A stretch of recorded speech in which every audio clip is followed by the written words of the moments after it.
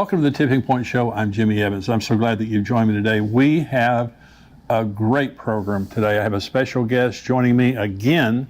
He was here on the last Tipping Point Show. We are talking about a totally fascinating subject. You've got to buckle your seatbelts wherever you are. Josh Peck works in full-time ministry with Skywatch TV as a documentary filmmaker. He's also the author of numerous best-selling books, and Josh is the founder of Daily Renegade, where he has hosted a variety of shows and podcasts. And he's been featured on numerous television and radio shows. And we're talking again on this program today about Abaddon Ascending, Josh's book that he wrote along with Thomas Horn.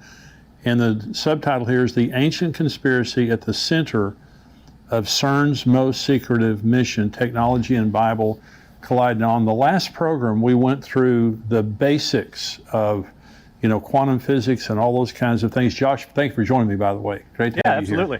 Yeah, glad to be here. So if you didn't watch the last show, we're going to dive right into the big middle of the CERN and all this about. But we did a show just talking about the basics of science, the basics of the quantum physics, those kind of things. You gave such a great explanation to those things and why it's important to believers to understand those things, and you can understand those things. You don't have to get confused by all the scientific talk. And it's important not to be intimidated by the scientific community when they try to convince us that we don't know what we're talking about and the Bible's a lie. So we're going to talk about CERN. And so for those who may not be familiar, talk about the Large Hadron Collider and how that's different from CERN. Sure. So the basics of it, the Large Hadron Collider is the actual machine that smashes particles together. CERN is just the organized body of people that decide what happens. So that's the organization. So it's really easy. LHC is the machine. CERN are the people in charge of doing these experiments, and they use the machine. They smash particles together to try to see if there's new particles out there in the universe. And they have made some pretty interesting discoveries, most notably the Higgs boson discovery in 2012. That was really big news. That was done with the LHC at CERN. So just in a nutshell, that's what CERN and the LHC are. So CERN is an international project, right? Yeah, worldwide. I think it's something like 100 or 200 countries are involved in it. So it is a big worldwide effort. So talk about the land that CERN sits on and the significance of the land. Oh yeah, so this was really weird. When we were doing research for Abaddon Ascending, we came across this interesting piece of history that originally when they were building CERN, they had to stop construction because when they were digging in the ground, they found all these ruins, Roman ruins. It turns out where CERN is built, it used to be an ancient Roman city called Apolliacum, where they actually believed that was where the bottomless pit was. Oh my gosh. Yeah, I mean, what are the chances of that? So then of course that has tie-ins to Revelation 9 and locusts and all this weird stuff that we could probably talk about. But they actually had to halt construction for a while to excavate this city. And then so where CERN is right now was built over that city. And it's a weird place too, because it's on the border of Switzerland and France. Like it's an odd choice of location. It's like, why not say, hey, there's a city here, let's just go down the street and build it over there. Yeah. Let's not have it on the border of two countries, So really weird. It seems intentional. And then that bottomless pit connection really makes you wonder. Well, we're going to get to the bottomless pit here in just a little bit. It is a fascinating, I'm telling you, because I have known about this for many years. I have not understood it as fully, certainly, as you're going to explain it on this show. But it's troubling. I mean, it's troubling to a very, very large degree when you understand the implications of what they're doing there, and even where it is. I mean, where they think there's a bottomless pit. So talk about quantum field theory, and what does it have to do with CERN? Yeah, so quantum field theory to date is the most accurate science that we have available to us. It makes the most accurate predictions of any other science. So the actual science itself, quantum field theory, is real. It's a real science. It's a real thing. But like everything, and kind of going along with what we talked about in the last show, some scientists will take it too far and they'll say that it disproves the afterlife and stuff like that. It's just ridiculous. None of that interpretive stuff is true, just the actual science. So that's a really important discovery. But of course, because this happens in pop culture and scientists do this kind of stuff all the time to be sensational, they gave it a name, the God particle, for really no good reason. They called it that. And they started saying the particle is what gives us mass, which isn't exactly right.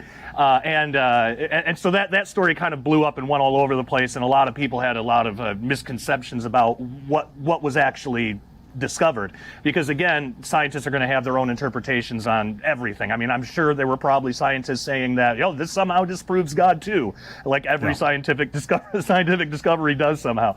But the reality is, it just shows us as Christians, wow, this is how God actually created stuff, and it's genius. It's a really genius way to go about it, instead of having little bits of matter. So that's how the LHC works. That's a basic, just what quantum field theory is. It just says that particles aren't little pieces of matter like we would think about. They're just spikes in a field that's around us all the time. So it's pretty interesting. It's extremely interesting. Now, we've done the prior program, and we've been talking up until now. Now, this is where it gets very, very interesting. Now, this book is called Abaddon Ascending, okay? And that's for a reason. And my next question is CERN trying to open a portal? Now, you said earlier the ground that they are building on is, they believe that's where the bottomless pit is, okay? And so are they trying to open some type of a portal, do you believe? I think that within CERN, probably 99% of the scientists that work there just want to learn about the universe, and that's about the extent of it. But there does seem to be certain people, perhaps in the leadership, but there does seem to be certain people who are interested in using this to open some kind of portal. In fact, their science director, Sergio Bertolucci, just came out and said it a few years ago, said that there's possible unknown unknowns out there, and they have plans, future plans, with possibly the LHC at CERN, but maybe another collider that they want to build later. But they have plans where they want to probe and map out extra dimensions. So when a scientist says extra dimensions, when you really drill down into what they're saying and the concepts they're putting out, it's basically what we would think of as like the spirit world or spiritual reality, heaven, hell, that kind of stuff. We're basically talking about the same thing, just with different terms. So with them wanting to basically, stabilize some type of portal and either communicate with or send a machine in, or I don't know how they would go about it, but they want to make some kind of contact with whatever's out there and try to map out that area of extra dimensional reality if they can. So that is disturbing, because even though the scientists are doing that, even if they just have a purely secular worldview and they're just thinking it's just extra dimensions of reality, they don't know what they're messing with. And that's right. Unfortunately, hubris in the scientific community is a big problem, so they tend not to worry about things like that, because the Bible, that's just silly fairy tale myth stuff. That's kind of a lot of their attitude around it. So really what they're doing, though, whether they know it or not, if they're going to try to do this, that could be, that's essentially praying to false gods. That's communicating with evil beings, because good angels aren't going to communicate back except to say, repent and accept Jesus as Savior or something. Well, they're dealing with the devil. So talk about, there's a communication system that you talk about using gravity that they're toying with, or they could be using. Talk about that. So the graviton, what they've discovered just in the mathematics describing how a graviton would work, is that it's got this strange ability to be able to escape our 3 dimensions of reality and go into other higher dimensions of reality if they exist. So 4-dimension, 5-dimension. And that's possibly why gravity is so much weaker. Well, the idea of this communication device is to take gravitons, one after another in a string, and affect the spin. So you have one that spins up, one that spins down, and create like a binary code, like Morse code almost. And string a message together, send it through, and see if there's any kind of answer that comes back. So that's actually horrifying, because they don't know who they're talking to. They don't know who they're alerting, their presence to. And to me, it seems like that would be an invitation. whereas if we left them alone, maybe they wouldn't be able to come through.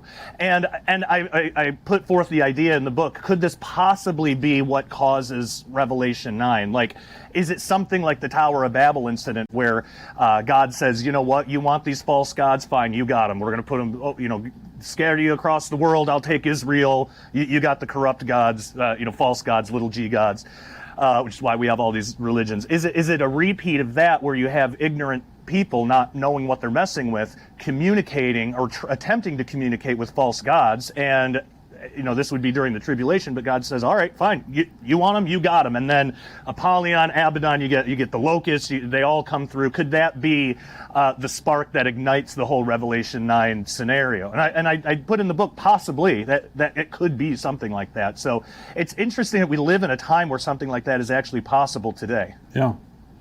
Well, and you said there are Christians at CERN, working there, but the majority are not. Yeah. And you talk about the arrogance, the pride of a lot of the scientists, thinking that they can tap into that next dimension, not understanding that there is another dimension. We all know that. Jesus, after his resurrection, appeared to the disciples, then disappeared. And so there certainly is another dimension that we can't see at this point. But talk about now the Higgs field doomsday. What is that? Yeah, so this is another scenario, and this was actually put forth by, as far as I know, secular physicists. But it's the idea that our universe, the space outside of the Earth, isn't a true vacuum. Meaning, so the Higgs field, which is everywhere, the way that it's described is it's on this razor's edge of energy. And we as Christians would call this fine-tuning. It just means if the energy was a little higher, nothing can survive. If it was a little lower, nothing could survive. And you find this actually repeated in a lot of areas of science. The way that cells come together, the way that the energy levels and subatomic particles and things like that. It's fine-tuning. It really just shows that there's a creator.